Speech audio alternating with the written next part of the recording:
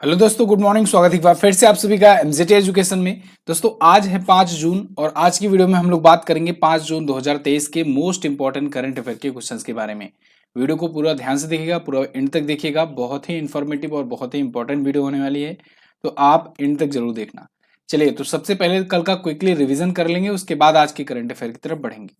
अभी riding together for a sustainable future theme के साथ विश्व साइकिल दिवस मनाया गया 3 जून को।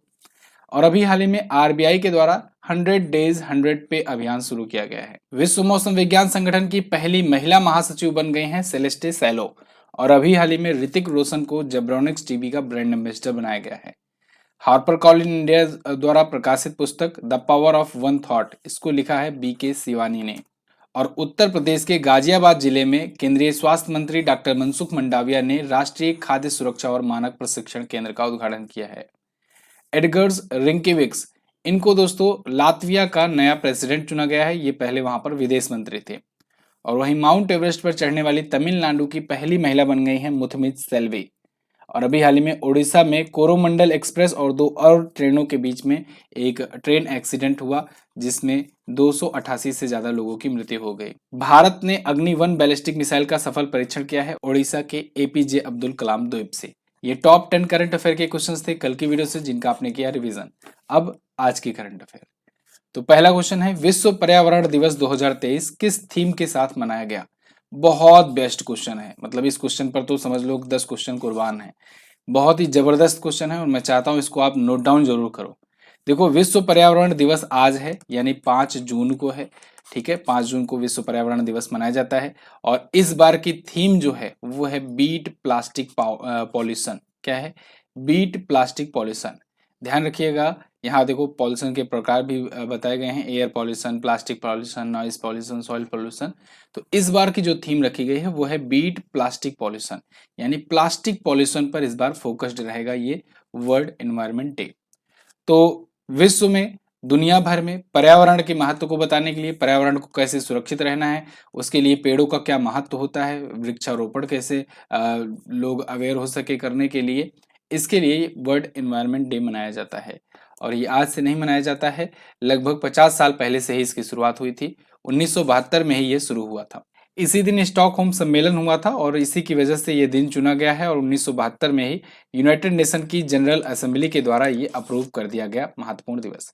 क्लियर है? अच्छा, मैंने आपको अभी कल ही की वीडियो में 1 जून से लेकर के अभी तक के महत्वपूर्ण दिवस को रिवाइज करवाया था। तो आज आपकी बारी है। आज आप लोग कमेंट बॉक्स में बताओ कि अभी तक जून महीने में कौन कौन से महत्वपूर्ण दिवस आए हुए हैं। अगला, भारत से प्रत्यक्ष विदेशी निवेश यानी एफडीआई, फॉरेन डायरेक्ट इन्वेस्टमेंट के लिए अग्रणी गंतव्य शहर कौन बना? ये भी बहुत ही अच्छा क्वेश्चन है। भारत से दोस्तों एफडीआई सबसे ज्यादा प्राप्त करने वाला जो शहर है वो है दुबई। अभी हाल ही में एक रिपोर्ट जारी हुई है, इसमें बताया है कि दुबई जो है ये एक्चुअल में, अब सबसे ज्यादा नहीं कहेंगे भारत से, एक्चुअली में ये अपना लिस्ट जारी किया है कि किन किन देशों से इसको एफडीआई प्राप्त हो रहे हैं। और उसमें जो इंडिया है ना, ये बहुत ही तेजी से वृद्धि करते हुए टॉप 5 में शामिल हुआ है। हालांकि अभी ये टॉप पर नहीं है, लेकिन टॉप 5 में या कहें टॉप 3 में शामिल हो गया है। तीसरे स्थान पर है भारत। ठीक है, यूएस और यूके के बाद। यहां पर देखिए, Dubai emerge as India's top choice for foreign direct investment. अभी टॉप चॉइस इसलिए रही है क्योंकि ये सबसे ज्यादा तेजी से वृद्धि हुआ है। ओवरऑल अगर डाटा की बात करें तो डाटा के मामले में अमेरिका सबसे ज्यादा है। आज के टाइम पर दुबई में 20% जो एफडीआई आ रहा है वो अमेरिका से आ रहा है, 13% एफडीआई यूके से आ रहा है और भारत का हिस्सा इसमें 12% है, 12% है। अब आपके मन में आ रहा होगा, सर ये एफडीआई है क्या? एफडीआई मतलब फॉरेन डायरेक्ट इन्वेस्टमेंट। देखो, फॉरेन से कोई भी अगर डायरेक्टली इन्वेस्टमेंट हो रहा है तो उसे कहेंगे एफडीआई। अब ये एफडीआई किसी भी प्रकार से हो सकता है कोई कंपनी के द्वारा इन्वेस्टमेंट किया जाए किसी देश में, हो सकता है कोई इंडिविजुअल इन्वेस्टमेंट करे। जैसे जैसे मैंने आपको याद हो बताया था गोल्डन वीजा, गोल्डन वीजा वाला कॉन्सेप्ट बताया था ना मैंने, कि संजय दत्त दुबई के गोल्डन वीजा पाने वाले पहले व्यक्ति बने। गोल्डन वीजा एक्चुअली में उस पर्सन को दिया जाता है अगर कोई पर्सन उस शहर में या उस देश में कोई ज्यादा बड़ा इन्वेस्टमेंट करता है तो इसीलिए उसके लिए एक स्पेशल वीजा दिया जाता है, गोल्डन वीजा। ऐसे ही दुबई ने दिया, दुबई बहुत सारे भारतीय सेलिब्रिटियों को दिया, क्योंकि भारतीय सेलिब्रिटी आजकल बहुत तेजी से इन्वेस्टमेंट कर रहे हैं दुबई में। ठीक है, दुबई में इन्वेस्टमेंट कर रहे हैं, भारत के बहुत बड़े बड़े जो भी अमीर व्यक्ति हैं सब वहां पर ज्यादा इन्वेस्टमेंट कर रहे हैं, क्योंकि Dubai is a future city. Okay, तो ऐसे में देखा गया यहाँ पर कि एफडीआई बहुत ज्यादा भारत से भी जा रहा है दुबई में। ऐसे ही भारत में अगर कोई विदेशी कंपनी या विदेशी इन्वेस्टमेंट करता है तो हम लोग कहते हैं कि भारत को इतना एफडीआई प्राप्त हुआ। मतलब फॉरेन से जितना भी डायरेक्टली इन्वेस्टमेंट हो रहा हो, वो डायरेक्टली इन्वेस्टमेंट किसी कंपनी के द्वारा हो सकता है या किसी इंडिविजुअल के द्वारा हो सकता है, ठीक है ना। तो यहाँ पर एफडीआई पूंजी में पर्याप्त वृद्धि देखी गई है भारत से, और ये 545.52 मिलियन डॉलर तक पहुंच गई है। ठीक है, आगे बढ़ते हैं। हाल ही में हुई घोषणा के अनुसार कौन सा शहर मध्य प्रदेश का पहला सौर शहर बनेगा? तो दोस्तों अभी हाल ही में एक अनाउंसमेंट हुई है जिसमें बताया गया है सांची जो है ये मध्य प्रदेश का एक शहर है, एमपी का एक सिटी है, और ये बन जाएगा एमपी की, मध्य प्रदेश की पहली सौर सिटी, पहली सोलर सिटी। ध्यान रखना, ये मध्य प्रदेश की सबसे पहली सोलर सिटी बनेगी, ना ही पूरे देश की और ना ही पूरी दुनिया की। ठीक है, वो दोनों कौन है उनको भी अभी जानेंगे। तो यहां पर देखिए, Sanchi will soon be declare at the first solar city of Madhya Pradesh, business standard का आर्टिकल है। ये सोलर सिटी है क्या? सोलर सिटी मतलब कि सौर ऊर्जा से सब कुछ चलता हो। तो मध्य प्रदेश का ये जो शहर होगा, यहाँ पर जितनी भी एनर्जी कंज्यूम की जाएगी वो सोलर एनर्जी होगी। अब सांची को ही क्यों चुना गया? भाई मध्य प्रदेश में और भी तो जिले हैं, भोपाल को कराया जा सकता था, या फिर सबसे स्वच्छ सिटी है इंदौर, इसको बनाया जा सकता था। तो देखो कारण ये है कि सांची जो पड़ता है ये कर्क रेखा पर पड़ जाता है, और इस वजह से सूर्य की ऊर्जा यहाँ पर ज्यादा से ज्यादा मात्रा में पड़ती है, और इसको सोखने के लिए एक आदर्श प्लेस है, ये आइडियल प्लेस है, और इस वजह से सांची चुना गया है। तो इसको सौर शहर के रूप में, सोलर सिटी के रूप में विकसित किया जा रहा है। यहाँ पर सारे इक्विपमेंट, सारे जो एनर्जी कंजप्शन जो स्टेशन हैं वहां पर सोलर एनर्जी से बिजली पहुंचाई जाएगी। अब दो इंपॉर्टेंट बात, दीव, दीव आप जानते हो ना, दमन दीव दादरा और नागर हवेली, तो उसका शहर है एक दीव। तो दीव शहर जो है ये सौर ऊर्जा पर चलने वाला भारत का पहला शहर है। तो भारत का पहला शहर पूछा जाए तो दीव बताएंगे आप। गुजरात का मोढेरा, आपको याद होगा कुछ दिन पहले इसके बारे में बताया था। गुजरात का मोढेरा जो है ये सौर ऊर्जा पर चलने वाला भारत का पहला गांव है। ठीक है, तो पहला गांव पूछा जाए तो मोढेरा गांव, पहला शहर पूछा जाए तो दीव बताएंगे। और मध्य प्रदेश का पहला शहर सांची। सांची में वैसे स्तूप है, सांची का स्तूप किसने बनवाया है आप मुझे बताएंगे कमेंट करके। अब मध्य प्रदेश की बात, मध्य प्रदेश यहाँ पर देखो आप मध्य में है, मध्य प्रदेश, भोपाल इसकी कैपिटल है। CM Shivraj Singh Chouhan BJP party से, गवर्नर मंगू भाई छगन भाई पटेल। झीलों में अगर बात करें तो साख्य सागर झील बहुत ही इंपॉर्टेंट है, याद रखना। भोजताल झील भी है। माधव नेशनल पार्क, वन विहार नेशनल पार्क, पन्ना, पेंच, कान्हा किसली, कुनू, कुनू, ठीक है ना, बहुत सारे यहाँ पर नेशनल पार्क हैं। लगभग 11 से 12 नेशनल पार्क हैं, और टाइगर रिजर्व भी बहुत ज्यादा हैं। इस वजह से यहाँ पर इसका नाम रखा गया है टाइगर स्टेट। मध्य प्रदेश को ही टाइगर स्टेट कहा जाता है, और आपसे पूछा जाएगा ये। वैसे कुनो नेशनल पार्क में अभी चीते लाए गए थे, और चीते जो लाए गए थे वो नमीबिया से और साउथ अफ्रीका से लाए गए। चीतों की अचानक से मृत्यु होना शुरू हो गई है, और इस वजह से 11 सदस्यीय निगरानी कमेटी बनाई गई है। ये भी आप याद रखेंगे। क्लियर? लोक नृत्य में मटकी, कर्मा, तितली, ठीक है, ये मनाए जाते हैं। इसके अलावा महोत्सव में अगर बात करें तो तानसेन नृत्य महोत्सव, खजुराहो महोत्सव, ये सभी ही मध्य प्रदेश में भी होते हैं। ठीक है, जिलों की संख्या 53, विधानसभा 230 सीट, लोकसभा में 29, राज्यसभा में 11 सीट। राजकीय पशु दलदली हिरण, राजकीय पक्षी दूधराज। अगला, हाल ही में किसके द्वारा आर्कटिक सैन्याभ्यास आयोजित किया गया? तो अभी हाल ही में दोस्तों नाटो कंट्रीज ने आर्कटिक सैन्याभ्यास किया है। नाटो कंट्रीज ये मिल करके आर्कटिक में एक मिलिट्री एक्सरसाइज कर रही हैं। इसके पीछे का कारण क्या है? देखो एक्चुअली में नाटो में ना अभी आर्कटिक एरिया से ही एक नया देश एंटर हुआ है। कौन सा देश है? फिनलैंड। फिनलैंड जो है ये बना है 31वां सदस्य देश, अभी रिसेंटली ऐड हुआ था, इसके बारे में बताया गया था आपको। तो ये जब ऐड हुआ है तो रसिया को भाई रसिया तो चाहता नहीं है कि नाटो में और मेंबर बढ़े, खास करके उसके आसपास वाले जो उसके बॉर्डर एरिया की जो कंट्रीज हैं वो इसमें शामिल हो नाटो में। तो इसीलिए रसिया कहीं फिनलैंड पर ना अटैक कर दे, इसके लिए यहाँ पर नाटो मेंबर्स जो हैं फिनलैंड वाले एरिया में आर्कटिक एक्सरसाइज कर रहे हैं। अमेरिका, यूके, फ्रांस, नॉर्वे, ये सभी लोग इसमें शामिल हैं और ये सभी इसमें हिस्सा ले रहे हैं। तो 27 मई से 2 जून तक ये चल रहा है। क्लियर? अब फिनलैंड को जानो, 31वां सदस्य जब से ये बना है तो ये तो अपने आप को सिक्योर महसूस कर रहा होगा कि चलो हम तो सक्सेसफुली शामिल हो गए, लेकिन हालांकि खतरा थोड़ा बहुत तो है ही। एक और देश है स्वीडन। स्वीडन ये भी अभी लगा हुआ है, लेकिन इसको क्यों नहीं शामिल किया जा रहा है पता है? क्योंकि तुर्की जो है, तुर्की, बिल्कुल जिसका नाम अब तुर्की हो गया है, तुर्की जो है ये इसको शामिल नहीं होने दे रहा है, वोट नहीं इसके प्रति दे रहा है, क्योंकि इसका नियम है कि जितने भी सदस्य देश हैं अगर सभी लोग हाँ में वोटिंग करेंगे किसी नए देश को एंट्री करते समय, तभी वो नया देश शामिल होगा। और फिनलैंड के लिए फाइनली तुर्की मान गया, स्वीडन के लिए अभी नहीं मान रहा है, लेकिन ऐसा माना जा रहा है कि आगे हो सकता है तुर्की को भी मना लिया जाए।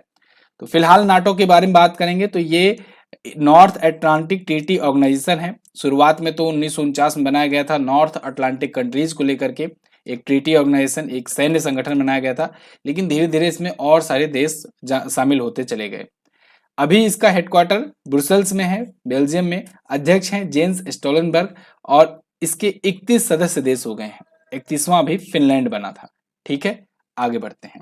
अच्छा, इसके कुछ और सैन्य अभ्यास की अगर बात करें तो इसके द्वारा ही लॉक्ड शील्ड होता है, नेपच्यून स्ट्राइक होता है। ठीक है, ये दोनों भी नाटो के द्वारा किए जाते हैं। अगला क्वेश्चन है, ग्लोबल स्लेवरी इंडेक्स 2023 में सबसे ऊपर कौन है? तो दोस्तों अभी हाल ही में वैश्विक गुलामी सूचकांक, वैश्विक गुलामी सूचकांक भी इसे कह सकते हैं, गुलामी सूचकांक, ठीक है, ये जारी किया गया। और वैश्विक गुलामी सूचकांक 2023 में टॉप पर है नॉर्थ कोरिया। यहां पर 160 देशों की रैंक जारी की गई है, जिसमें टॉप पर नॉर्थ कोरिया है, यानी सबसे ज्यादा गुलामी यहां पर है। और अगर G20 कंट्रीज की बात की जाए तो G20 कंट्रीज में भारत टॉप पर है। ठीक है, चलिए पूरा डिटेल में हम लोग देखते हैं। यहाँ पर देखिए आर्टिकल है द हिंदू का, तो यहाँ पर इस रैंकिंग को जारी किया है वॉक फ्री फाउंडेशन ने। इसमें बताया है कि 2023 वाले इंडेक्स के अनुसार 50 मिलियन लोग आधुनिक गुलामी की स्थिति में रह रहे हैं, जो कि पिछले 5 वर्षों में ही 25% की ग्रोथ है। इसमें अगर टॉप पर बात करें तो टॉप 3 कंट्रीज में नॉर्थ कोरिया, एरिट्रिया और मॉरिटानिया है। और बॉटम 3 में, मतलब जहां पर सबसे कम स्लेवरी है, उसमें है स्विट्जरलैंड, नॉर्वे और जर्मनी। ठीक है, ये लास्ट 3 वाले हैं और ये हैं टॉप 3 वाले वैश्विक गुलामी सूचकांक के। G20 कंट्रीज की बात करें तो G20 कंट्रीज में भारत में 11 मिलियन से ज्यादा लोग हैं जो बंधुआ मजदूरी की तरह काम कर रहे हैं, और इस वजह से भारत G20 कंट्रीज में टॉप पर है। इसके बाद G20 कंट्रीज में चाइना, रसिया, इंडोनेशिया, तुर्की, अमेरिका, ये सभी हैं। क्लियर, आगे बढ़ते हैं। अच्छा, थोड़ा सा प्रमोशन करना चाहूंगा, 1 मिनट का समय लेना चाहूंगा आपको। आपका जीएस सफलता बैच 2.0 जिन्होंने नहीं लिया है, इस बैच को ज्वाइन करके जा करके एक बार डेमो ले करके देखो आप। बहुत ही जबरदस्त तरीके से इसमें क्लासेस चल रही हैं, डेली लाइव क्लासेस होती हैं और 18 महीनों की वैलिडिटी के साथ मिल रहा है। अगर आप चाहते हो जीवन में केवल एक बार कुछ ठीक प्रकार से ढंग तरीके से जीएस पढ़ लिया जाए, जिसके बाद कभी जीवन में दोबारा जीएस ना पढ़ना रहे, जीएस का बिल्कुल झंझट ही खत्म हो जाए, तब आप एक बार इस बैच को जरूर देखिए। जा करके अभी डेमो लीजिए, और अगर आप ज़्यादा जानकारी चाहते हैं तो इस नंबर पर व्हाट्सएप कीजिए। क्लासेस इसमें स्टार्ट हो चुकी है, 15 मई से चल रही हैं, और क्लासेस जो आप नहीं ले पाते हो लाइव, उसको बाद में भी देख सकते हो, वो भी अनलिमिटेड टाइम। इसीलिए तो यहाँ पर वैलिडिटी आपको 18 महीने तक दी गई है। मतलब आप 18 महीने में अगर कोई सा भी एग्जाम दे रहे हो इंडिया का, तो जीएस के लिए आपको इससे बाहर से कहीं पे से भी देखने को नहीं मिलेगा, और 18 महीनों में आप कोई ना कोई एग्जाम तो निकाल ही लोगे। ठीक है, ई बुक्स भी फ्री दी जा रही हैं, तो आप करंट अफेयर भी बढ़िया तरीके से पढ़ सकते हो। वैसे करंट अफेयर का भी टॉपिक वाइज इसमें मिलेगा क्लासेस, स्टैटिक जीके भी मिलेगा, कंप्यूटर साइंस सब कुछ मिलेगा। जीएस सफलता 2.0 डेमो जरूर लीजिएगा एक बार। चलिए बात करते हैं अगला क्वेश्चन। भारतीय भू वैज्ञानिक सर्वेक्षण यानी जीएसआई का नया महानिदेशक किसे नियुक्त किया गया? तो दोस्तों अभी हाल ही में जनार्दन प्रसाद जी बने हैं जीएसआई यानी जियोलॉजिकल सर्वे ऑफ इंडिया के नए महानिदेशक।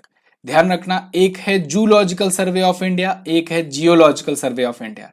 तो ये जियोलॉजिकल सर्वे ऑफ इंडिया यानी भारतीय भू वैज्ञानिक सर्वेक्षण के नए महानिदेशक नियुक्त किए गए हैं। यहाँ पर देखिए, Janardan Prasad appointed new director general of Geological Survey of India. Geological Survey of India दोस्तों ये one of the oldest organisation है इंडिया का, सबसे पुराने संगठनों में से एक है। 1851 में ही इसकी स्थापना कर दी गई थी।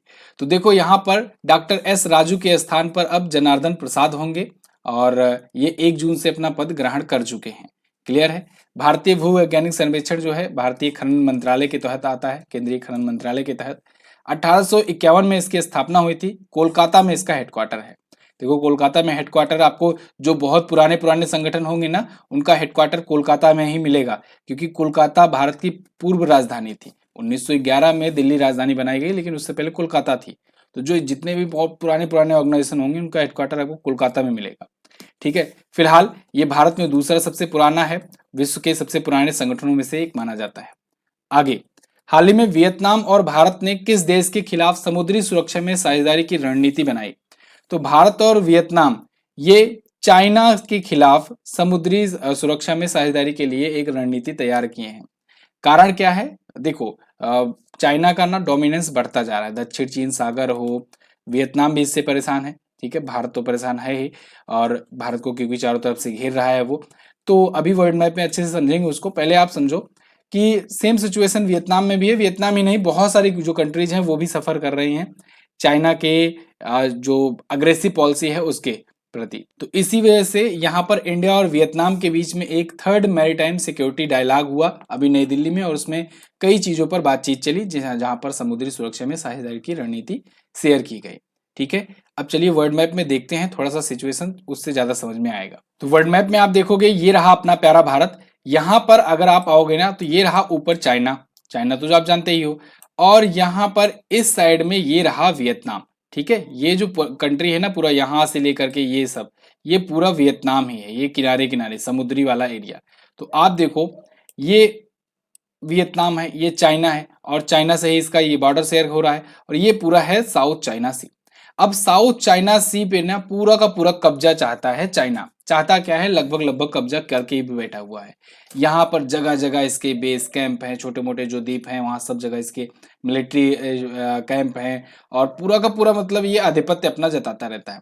इससे वियतनाम है बड़ा परेशान। अब इन यहाँ पर साउथ एशियन कंट्रीज में यहाँ पर कोई भी ऐसा देश नहीं है जो चाइना को टक्कर दे सके, इसीलिए भारत की तरफ ये वियतनाम आ रहा है। ठीक है, और भारत को भी जरूरी है, क्योंकि भारत जो है चाहता है कि चाइना का यहाँ पर डोमिनेंस उतना ज्यादा ना बढ़े, नहीं तो अल्टीमेटली यहाँ भारत को ही नुकसान होगा। क्योंकि चाइना वैसे भी आप देखो बेल्ट एंड रोड इनिशिएटिव के तहत, वैसे बेल्ट एंड रोड इनिशिएटिव नहीं जानते होगे तो इस पर मैंने वीडियो बना रखी है, आप देख सकते हो। बेल्ट एंड रोड इनिशिएटिव के तहत ये भारत के किनारे किनारे के चारों तरफ देशों को अपनी तरफ कनेक्ट कर रहा है, वहां पर व्यापार करेगा, ट्रेड करेगा। यहाँ पर उसी प्रोजेक्ट का एक हिस्सा है CPEC, China Pakistan economic corridor, जो कि पीओके से गुजरेगा, और इस पर भी मैंने आपको बताया था डिटेल में। तो ये सीपीईसी जो था, इसकी वजह से भारत को प्रॉब्लम हो रही है, क्योंकि ये पीओके से जाएगा, अगर ये यहाँ से चला गया तो फिर भारत पीओके ले नहीं पाएगा। तो यही सब प्रॉब्लम्स है, इस वजह से भारत चाहता है कि उन देशों को जो शोषित हो रहे हैं चाइना के द्वारा, उनको मजबूत किया जाए। क्योंकि चाइना जो है ये डेब्ट ट्रैप में फंसाता है, उधार पहले देता है, लोन खूब देता है, उसके बाद फिर वहां पर हड़प लेता है, और जब हड़प लेता है वहां की जमीन, तो फिर वहां पर बेस कैंप वगैरह बनाता है और जासूसी करता है। तो इसीलिए यहाँ पर ये सारी चीजें हो रही हैं, और इसीलिए क्वाड ग्रुप भी बनाया गया था। ठीक है, आगे, हाल ही में किस केंद्रीय मंत्री ने गोवर्धन के लिए एक एकीकृत पोर्टल लॉन्च किया है? तो अभी हाल ही में गोवर्धन जो स्कीम जो चल रही थी ना, उसके लिए एक पंजीकरण पोर्टल यानी रजिस्ट्रेशन पोर्टल लॉन्च किया गया है केंद्रीय मंत्री गजेंद्र सिंह शेखावत जी के द्वारा। यहाँ पर देखिए आर्टिकल है, यूनियन मिनिस्टर फॉर जल शक्ति, ये जल शक्ति मंत्रालय के मंत्री हैं, Shri Gajendra Singh Shekhawat launches unified registration portal for Govardhan. ये गोवर्धन क्या है, इसको जानिए पहले। गोवर्धन स्कीम के तहत दोस्तों भारत सरकार मदद करती है, अगर कोई बायोगैस संयंत्र, बायोगैस प्लांट या CBG plant, CBG plant, CBG मतलब होता है कंप्रेस्ड बायोगैस, ठीक है, और एक होता है सीएनजी, सीएनजी भी सुने होंगे, ये कंप्रेस्ड नेचुरल गैस होता है। तो सीबीजी और सीएनजी का कई बार फुल फॉर्म भी पूछा जाता है, याद रखना, कंप्रेस्ड बायोगैस और कंप्रेस्ड नेचुरल गैस। इन सब का प्लांट अगर कोई स्थापित करना चाहता है, चाहे वो कोई राज्य की गवर्नमेंट हो या फिर कोई प्राइवेट व्यक्ति हो, प्राइवेट कंपनी हो, तो उसके लिए भारत सरकार मदद भी करती है, क्योंकि ये सभी कहीं ना कहीं रिन्यूएबल एनर्जी की तरफ आते हैं। ठीक है, जब रिन्यूएबल एनर्जी की तरफ बढ़ावा मिलता है तो फिर कहीं ना कहीं भारत को मदद भी मिलेगी, आगे उतना इंपोर्ट नहीं करना पड़ेगा एनर्जी अपना। तो इसीलिए गोवर्धन स्कीम चलाई गई थी। गोवर्धन का फुल फॉर्म भी पूछा जा सकता है आपसे, तो गोवर्धन में गोबर अलग कर दीजिएगा, धन अलग कर देना। गोबर का फुल फॉर्म होगा galvanising organic bio agro resources, और धन आप ऐसे ही उतार देना। तो इस प्रकार से ये हुआ गोवर्धन। ठीक है, इसका फुल फॉर्म पूछा जा सकता है आपसे। तो ये भारत सरकार के द्वारा ये चलाया गया है। आगे, हाल ही में जूलॉजिकल सर्वे ऑफ इंडिया के वैज्ञानिकों ने किस राज्य में ईल की एक नई प्रजाति खोजी? तो देखो यहाँ पर जूलॉजिकल सर्वे ऑफ इंडिया है, ठीक है। अभी मैंने आपको बताया ना जूलॉजिकल और जियोलॉजिकल अलग अलग हैं। तो यहाँ पर जूलॉजिकल सर्वे ऑफ इंडिया के वैज्ञानिकों ने ईल की एक नई प्रजाति की खोज की है। ये खोज हुई है ओडिशा में। यहाँ पर देखिए आर्टिकल है, new eel discover in Odisha. Eel एक प्रकार से कुछ इस प्रकार से एक जंतु होता है, दिखने में तो मतलब सर्पीला ही लगता है, लेकिन ये अलग प्रजाति होती है। भारत में इसकी 3 प्रकार की प्रजातियां पाई जाती हैं। तो उड़ीसा के गंजम जिले के पलूर नहर से अभी एक ये प्रजाति पाई गई है और इसका नाम रखा गया है पिसोडोनिफिस कलिंग। क्या? पिसोडोनिफिस कलिंग। देखो कलिंग जो है ये ओडिशा का प्राचीन नाम है और इस वजह से इसका नाम रखा गया है, तो आगे इसमें कलिंग रखा गया है। ये नाम बाद में रखे जाते हैं, जब प्रजाति खोजी जाती है तो जो साइंटिस्ट होता है उसका जो मन करता है वो नाम रखता है, ठीक है। तो कभी कभी वो किसी पर्यावरण कर्ता के नाम पर, कभी किसी प्रेसिडेंट, कभी किसी साइंटिस्ट या फिर कभी किसी राज्य, ऐसे ही नाम रखे जाते हैं। तो इसकी लंबाई जो है वो 560 मिलीमीटर से लेकर के 7 मीटर तक है और ये आर्डर एंगुई फॉर्मिस से संबंधित है, ठीक है। इस परिवार से है, आर्थेफिजिडे परिवार। ये सब याद नहीं करना है, ठीक है ना, परेशान हो जाओगे फालतू में, क्या मतलब। तो देखो ये जो किस पत्रिका में पब्लिश हुआ था ये पूछा जा सकता है आपसे। तो मरीन बायोडाइवर्सिटी नाम से एक पत्रिका है, एक मैगजीन थी, उसमें ये पब्लिश किया गया है। अगला क्वेश्चन, हाल ही में पर्वतारोहण कोर्स पूरा करने वाली पहली महिला एनसीसी कैडेट कौन बनी? तो वो बन गई हैं शालिनी सिंह। शालिनी सिंह ये यूपी के लखनऊ की हैं और ये पर्वतारोहण कोर्स पूरा करने वाली पहली एनसीसी कैडेट बन गई हैं। नेशनल कैडेट कॉर्प्स की पहली महिला बन गई हैं ये शालिनी सिंह। यहाँ पर देखिए फर्स्ट फीमेल एनसीसी कैडेट, ठीक है। तो ये कंप्लीट कर ली है माउंटेनिंग कोर्स। माउंटेनिंग कोर्स मतलब कि उसमें माउंटेन पर चढ़ना सिखाया जाता है, चोटियों पर चढ़ने के लिए क्या क्या रूल्स रेगुलेशंस या फिर कैसे ट्रेनिंग होती है, ये सभी चीज़ें सिखाई जाती हैं। तो ये सक्सेसफुली कोर्स कंप्लीट कर ली हैं। हिमालय रीजन में ये गई हुई थी, उत्तराखंड में, वहाँ पर इन्होंने ट्रेनिंग की है। तो अब आने वाले वर्षों में आपको ये चढ़ाई भी करते हुए नजर आएंगी बड़े बड़े पर्वतों पर, ठीक है। तो अभी 20 वर्ष ही इनकी उम्र है और ये पहली एनसीसी कैडेट बन गई हैं। उत्तराखंड के हिमालयी क्षेत्र में ये गई थी, पर्वतारोहण पाठ्यक्रम ये पूरा की है। तो उत्तरकाशी जिले में ड्रिंग घाटी में 15,400 फुट की चोटी पर अभी इन्होंने चढ़ाई भी किया ट्रेनिंग सत्र के दौरान, समझ लो प्रैक्टिस है, ठीक है। तो अभी आने वाले समय में इनका नाम आएगा और ऊंचाई पर चढ़ने वाले के नाम। अच्छा एक नाम मुझे याद आ रहा है, अरुणिमा सिन्हा। अरुणिमा सिन्हा का नाम याद आ रहा है मुझे, ये अंबेडकर नगर की है।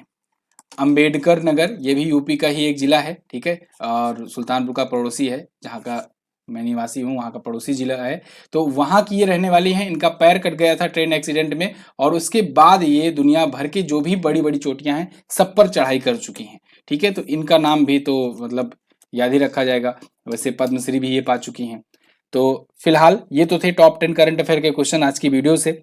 आप ई बुक अगर लेना चाहते हैं किसी भी महीने की या फिर 6 महीने की या ईयरली, तो आप हमारे एमजीटी ऐप पर जा सकते हैं। एमजीटी ऐप आपको गूगल प्ले स्टोर पर मिल जाएगा। आप व्हाट्सएप से भी इसे प्राप्त कर सकते हो, व्हाट्सएप का नंबर डिस्क्रिप्शन में है। रिवीजन सेक्शन पे आते हैं, आज डे 20 है और इसके तहत हम लोग फरवरी में अभी रिवीजन कर रहे हैं। यूनेस्को ने अभी विश्व भारती विश्वविद्यालय को दुनिया का पहला जीवित विरासत विश्वविद्यालय घोषित किया है। और कर्नाटक में एशिया का सबसे बड़ा हेलीकॉप्टर कारखाना खोला गया, ये क्वेश्चन पूछा भी जा चुका है। और चैट जीपीटी को टक्कर देने के लिए एआई चैटबॉट बार्ड लॉन्च किया गूगल ने, ये मैं आपको कई बार रिवाइज करा चुका हूं। और अभी हाल ही में पीएम कुसुम योजना का विस्तारीकरण किया गया 2026 तक के लिए। मातृभूमि बुक ऑफ द ईयर का पुरस्कार डॉक्टर पैगी मोहन ने जीता है, ये क्वेश्चन भी पूछा जा चुका है। देखो जो रिसेंट एग्जाम हो रहे हैं उसमें आसपास के 1-2 महीने के क्वेश्चन पूछे ही जाते हैं। तो फरवरी हम लोग रिवीजन कर रहे हैं, तो मार्च और अप्रैल में जो भी एग्जाम्स हुए उसमें कई सारे एग्जाम्स में फरवरी जनवरी के क्वेश्चन देखने को मिले। इसलिए यहाँ पर जो क्वेश्चन रिवीजन करवा जा रहा है ये बहुत ही केयरफुली देखिए आप, ठीक है, रोजाना। भारतीय रेलवे ने कौन सी फूड डिलीवरी सुविधा शुरू की? तो व्हाट्सएप फूड डिलीवरी सुविधा अभी भारतीय रेलवे के द्वारा शुरू किया गया। ग्रीन बॉन्ड जारी करने वाला देश का पहला नगर बन गया इंदौर। और भारत ने अभी हाल ही में श्रीलंका को आर्थिक सहायता देने के लिए 50 बसों की आपूर्ति की है। युवा संगम पंजीकरण पोर्टल नई दिल्ली में लॉन्च किया गया। केंद्रीय मंत्री भूपेंद्र यादव ने गोवा में आर्द्र भूमि बचाओ अभियान शुरू किया है। और अभी शनि को पीछे छोड़ करके सबसे ज्यादा उपग्रहों वाला एक बार फिर से ग्रह बन गया बृहस्पति ग्रह। इसके 90 हो गए हैं अब उपग्रह, कुछ और उपग्रह की खोज हुई है। और अभी हाल ही में मिले डाटा के अनुसार दूध उत्पादन के मामले में भारत पूरे विश्व में टॉप पर आ गया है। वैसे 1 जून को ही अभी विश्व दूध दिवस मनाया गया था। यूपीआई भुगतान सेवा शुरू किया है अभी हाल ही में सीमा पार फोन पे ने, यानी कि बॉर्डर पार भी लोग यूपीआई पेमेंट कर सकेंगे, एक देश से दूसरे देश में भी। टीसीएस भारतीय कंपनी है जो कि दुनिया की सबसे प्रशंसित कंपनियों की लिस्ट में शामिल हो चुकी है। टीसीएस वैसे दुनिया की दूसरी सबसे बड़ी आईटी कंपनी है और अभी एक भारत में ब्रांड की लिस्ट जारी की गई थी, ब्रांड वैल्यू के मामले में टीसीएस सबसे ज्यादा ब्रांड वैल्यू वाली कंपनी है। नाउ यू ब्रीथ किसके लिए गोल्डन बुक अवार्ड मिला है? राखी कपूर को। बहुत इंपॉर्टेंट पुस्तक है, याद रखना। परमाणु संयंत्र में परीक्षण करने के लिए दुनिया का पहला सुपर चुंबक विकसित किया गया यूके में। और हुरून इंडिया अवार्ड 2023 से सम्मानित किया गया वीपी नंद कुमार और वीके मैथ्यूज को। सुरक्षित इंटरनेट दिवस 7 फरवरी को मनाया गया। के सत्यनारायण राजू ये केनरा बैंक के सीईओ और एमडी नियुक्त किए गए। और अभी हाल ही में राफेल वर्ने ने अंतरराष्ट्रीय फुटबॉल से संन्यास की घोषणा कर दी है। ये फ्रांस के फुटबॉलर हैं, ठीक है, राफेल वर्ने नाम याद रखना। तो ये देखो, अब 400 क्वेश्चन का रिवीजन आपने कर लिया है। 400 क्वेश्चन 20 दिनों में ही 400 क्वेश्चन आप धीरे धीरे करंट अफेयर के साथ साथ तैयार कर लिए, ठीक है। इसीलिए कहता हूं रेगुलर बने रहो, आपका धीरे धीरे ही सही लेकिन बहुत ही बेहतरीन तरीके से रिवीजन होता रहेगा। कल मैंने पूछा था आपसे, आंध्र प्रदेश से अलग होकर तेलंगाना कौन सा राज्य बना था? 29वां बना था। सेल की पहली महिला चेयरपर्सन सोमा मंडल बनी थी, ठीक है। तो ये 2 क्वेश्चन कल के थे। आज आपको क्या बताने हैं? निम्न में से किस ब्रांड के एम्बेसडर सौरव गांगुली हैं? अगला है, किस देश में सागर माथा के नाम से जाना जाता है माउंट एवरेस्ट को? ठीक है ना, यहाँ पर देखो माउंट एवरेस्ट कर दीजिएगा, हालांकि ये क्वेश्चन तो बेकार ही हो गया, लीक हो गया समझ लो, ठीक है, मिस प्रिंट की मिस टाइप की वजह से। लेकिन चलिए बताइए माउंट एवरेस्ट के बारे में थोड़ा सा और भी जानकारी अगर होगा तो आप बताना उसके बारे में। चलिए बहुत बहुत धन्यवाद यहाँ तक वीडियो देखने के लिए। मिलेंगे अगली वीडियो में, तब तक के लिए नमस्कार, जय हिंद, वंदे मातरम।